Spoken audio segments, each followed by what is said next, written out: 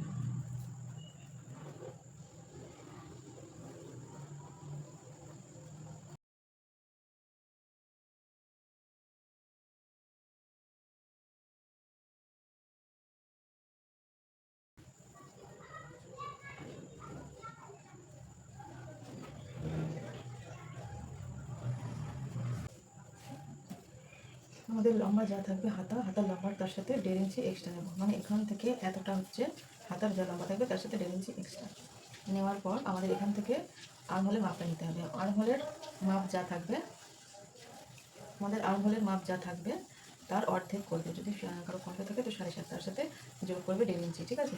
মানে 1.5 ইঞ্চি এক্সট্রা নিতে হবে। তাহলে যদি কারো আর্মহোল থাকে 7.5, তার সাথে 1.5 ইঞ্চি যোগ করে হচ্ছে 9 ইঞ্চিতে। এখান থেকে এতটুকু মাপ নিয়েছি 9 ইঞ্চি। নেওয়ার পর এখান থেকে ডাউন দিতে হবে, ডাউন নিয়েছি এখান থেকে এতটা 3 ইঞ্চি। 3 ইঞ্চি নিচে একটা ডাউন দিয়েছি। দেওয়ার পর এখান থেকে এই দাগটা এরকমভাবে সেভ করে দিতে হবে। এখান থেকে সেভটা টানতে হবে। টানার পর যদি কারো মুহুরি থেকে 12, তাহলে সেক্ষেত্রে 2 লক্ষ হচ্ছে 6। এখান থেকে এটা হচ্ছে মুহুরি, আর তার পাশ থেকে এখান থেকে 1.5 ইঞ্চি এক্সট্রা। মুহুরি মাপ এতটা নিলে এখান থেকে 1.5 ইঞ্চি এক্সট্রা নিয়ে সোজা একটা দাগ টেনে দিলে 1.5 ইঞ্চি এক্সট্রাতে, এখান থেকে এই দাগটা সোজা টানলে, এখান থেকে 1.5 ইঞ্চি নিয়ে সোজা একটা দাগ টানলে, ঠিক আছে। আচ্ছা, এখান থেকে এবার আমাদের মোহরার মাপ নিতে হবে। মোহরা তালপাটের মাপ নিতে হবে। তালপাটের মাপ নেওয়ার সময় আমাদের এখান থেকে অর্ধেক নিতে হবে।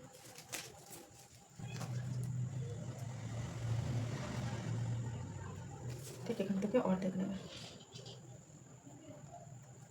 অর্ধেক নেওয়ার পর এখান থেকে ঘুরিয়ে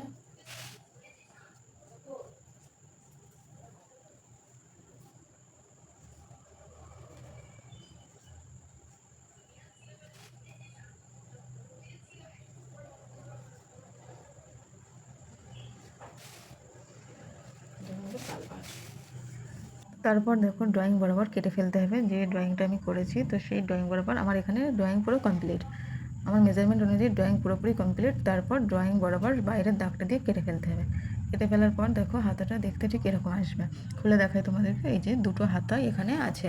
তো তারপর তালপাটের যে কাপড়টা আছে এক্সট্রা, মানে কাগজটা, তালপাটের যে মাপটা 1/2 ইঞ্চি, সেটাকে কেটে ফেলতে হবে। তো হাতাটা দেখতে এরকম আসবে। দেখো ভাঁজ করলে এই যে হাতার ভাঁজ হলে যেমন হয় সেরকম দেখতে এসছে। এবার হাতাটাকে যদি খোলো, দুটো এরকম হাতায়, দুটো হাতায় বেরিয়ে আসবে, ঠিক আছে। তো দেখো কত সহজভাবে তোমাদেরকে বোঝানোর চেষ্টা করলাম। আশা করছি ভিডিওটি দেখলে তোমাদের বুঝতে খুবই সুবিধা হবে। তো ভিডিওটি যদি ভালো লাগে অবশ্যই একটা লাইক, কমেন্ট, শেয়ার করো। তো দেখা হচ্ছে পরের ভিডিওতে। সবাই সুস্থ থেকো, ভালো থেকো।